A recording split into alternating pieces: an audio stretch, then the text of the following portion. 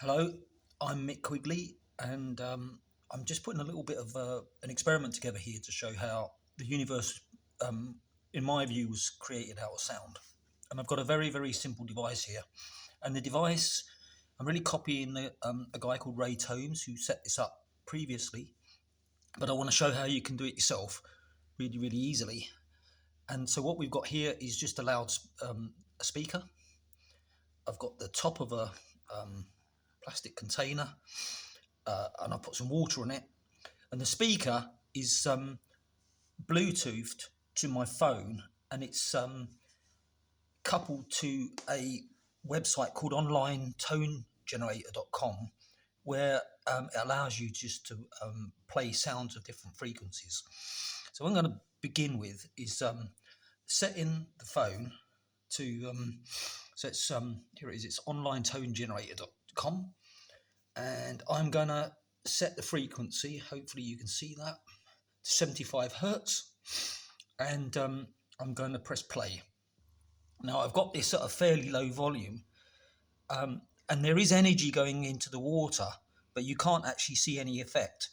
So at that same 75 hertz, what I'm going to do is I'm going to increase the volume, and we'll see what happens. So here I am, I'm increasing the volume, and at a certain point you actually can see that we've got standing waves being produced here. So if I lower the volume again and then increase it, there's a certain point at a high volume at this low frequency where you start producing the standing waves. Right, I'm now going to increase the frequency up to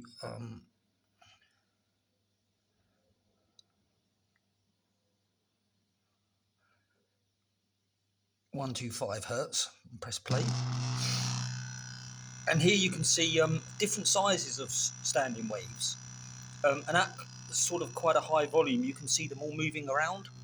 So if I lower the volume, there's still energy going, there's still sound going through, and there's energy in the background here, but you can't actually see that in the way of standing waves. But if I increase the volume, then there'll come a point where you start to see structures, and if I increase the volume even more, these structures then start to move around.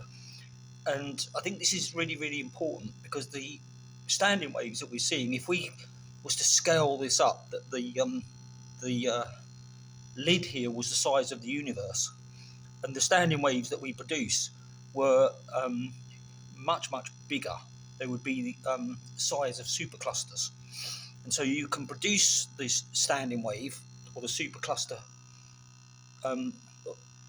frequency, and at a certain volume it doesn't move. But as you increase the volume, you not only do you produce the superclusters frequency, but you also get them to move around. And this is essentially what we're seeing with our advanced telescopes.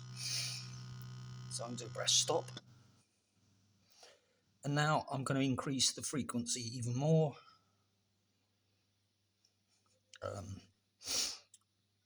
to about 250. And here you can see higher frequency waves being produced. They're standing waves that are being produced, and then they're moving around. Now if we scaled, let me just press stop.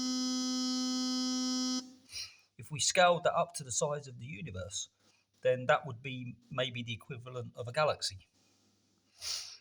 So a certain frequency produces the frequency of a galaxy, and if you increase the volume, you start to get that galaxy to move around, which is exactly what we see.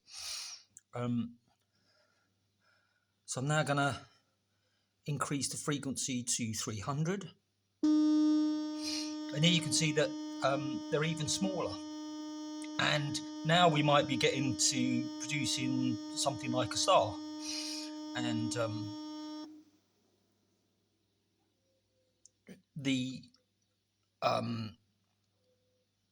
we've produced a star, and we've done it instantaneously. So we didn't need to wait for millions of years for it to be produced. It's actually we can produce a frequency here of a structure instantaneously just using sound. And so that's what I think, that the different stars that we see, the blue and the red and the white stars, they're just different sizes. They're just different frequencies. They're not the idea that they are different ages may not actually be true. So here I'm going to just increase the frequency again, right up to 400 hertz.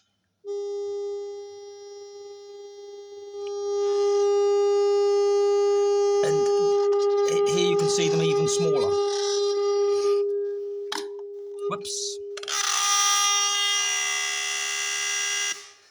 That proves that this is an in-house experiment, which is a load of fun, but it can go wrong a little bit, which it obviously has there.